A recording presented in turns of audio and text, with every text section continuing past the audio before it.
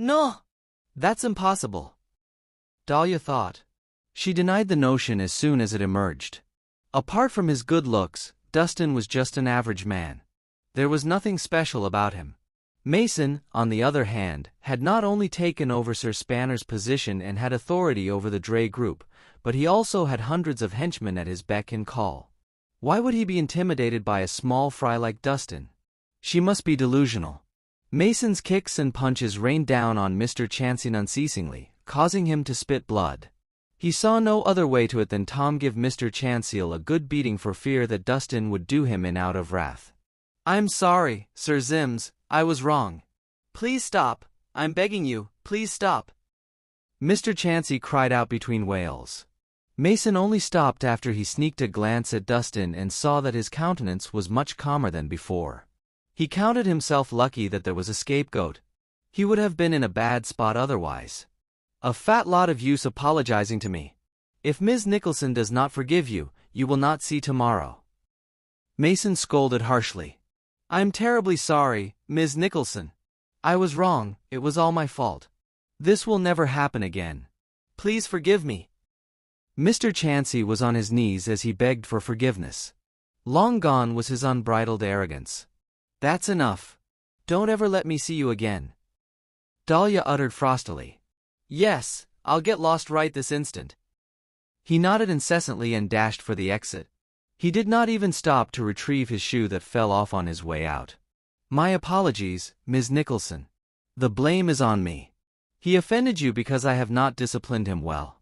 I will reflect on my mistakes." Mason smiled apologetically. He was a smart cookie. Knowing that Dustin always maintained a low profile, he did not blow his cover. "How fair and just you are, Sir Zims. I'm impressed." Dahlia gave a slight smile. "I'm only doing what's right," Mason replied with a guilty conscience. "At least you know where you stand," Matt announced haughtily. "Had Dahlia been harmed in the slightest today, I would not have let you the hook."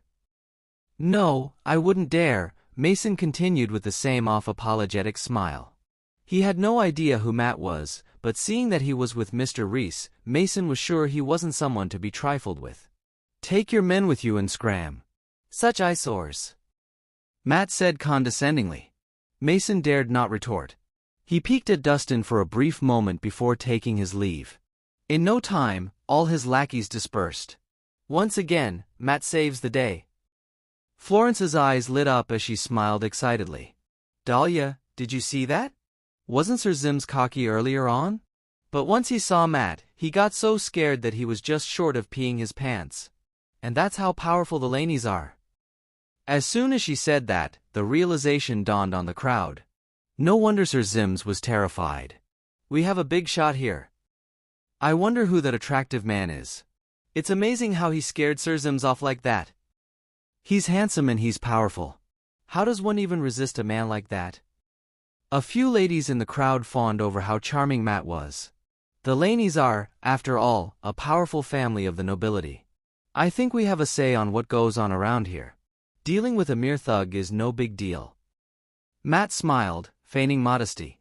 "It's no big deal to you, but it would definitely not be an easy feat for some people." Florence then looked at Dustin out of the corner of her eye and said cynically, "Hey Rhys, Matt here just saved your life. Are you not going to thank him?" "Why should I thank him?" Dustin could not seem to fathom it. "Why?" "Well, had Matt not dealt with Sir Zims, do you think you could get out of this unscathed?" Florence asked as she crossed her arms. "First things first, I did not need his help. Secondly, he had nothing to do with me getting away," Dustin said. "How stubborn."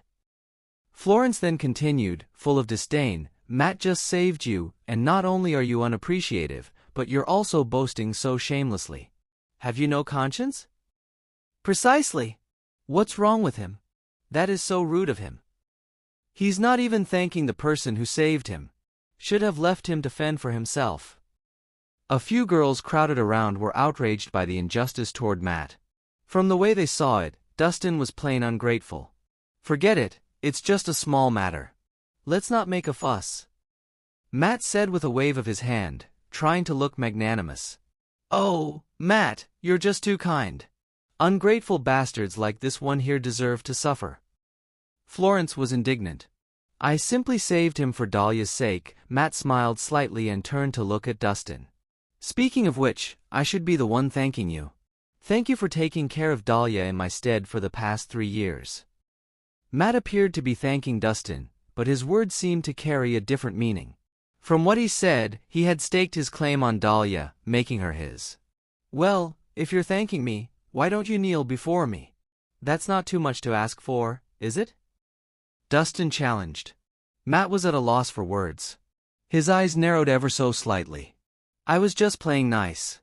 Does he really think I'm easy? He thought to himself. Hey Rhys, I'm warning you, you better watch your mouth. Florence was furious. Dahlia remained silent, but her brows furrowed too. She thought that Dustin had crossed the line too. After all, Matt had helped him out of a dire situation. Even if he wasn't grateful, he should at least be polite. Dustin, you were able to win her hand back then because I went abroad. But now that I'm back, you will not have the chance anymore. Matt lowered his voice as he approached Dustin. Is that so? I beg to differ. Dustin shrugged. You should know where you stand.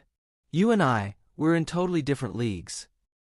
Matt straightened out his suit and looked down his nose at Dustin with scorn. Can you even begin to comprehend how vastly different we are in social standing? Everything that you dare not even dream of having is within my grasp. And that is the difference between us. He spoke in such low tones that his words were only audible to the both of them. I do not know where you got your inflated ego from, but if there's one thing you should know, it's that you do not mess with me. There was no trace of emotion on Dustin's face. Matt sniggered meanly. Very well, we shall see then. He reached out to pat Dustin on the shoulder when he paused midway, reconsidering his decision and retracting his hand slowly as though the act would soil his hand. The simple gesture itself was packed with a ton of humiliation. All right. Let's not waste time conversing with the likes of him. How about I treat you to a good meal at Hillview Hotel to celebrate your return? Florence suggested with a smile. I would be honored. Matt turned around and his innocent facade was back in place again, a smile plastered on his face. Come on, let's go then. Without another word, Florence led Dahlia away. Dahlia turned to speak to Dustin but failed to find the right words to say.